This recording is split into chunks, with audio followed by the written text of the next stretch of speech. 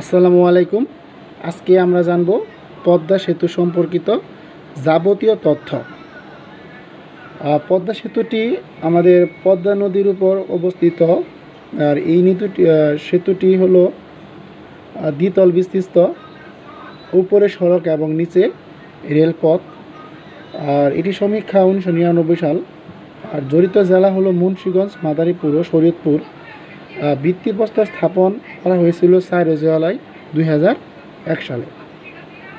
দৈর্ঘ্য হলো 14.15 কিলোমিটার, আর প্রস্থ হলো 18.10 কিলোমিটার।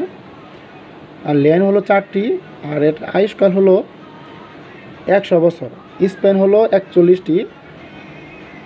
স্প্যানের দৈর্ঘ্য হলো 150 মিটার, আর পিলারের সংখ্যা হলো 42টি।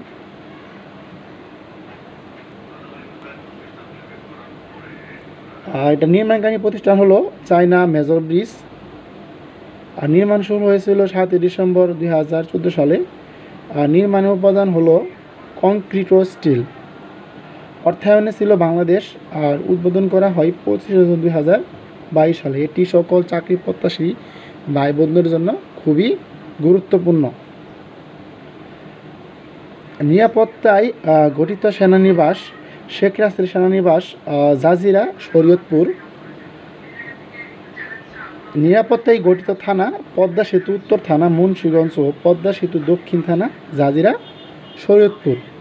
নদীর পানি থেকে পদ্মা সেতুর উচ্চতা হলো 18 মিটার, আর রিক্টার স্কেলে এর মাত্রা হলো 9।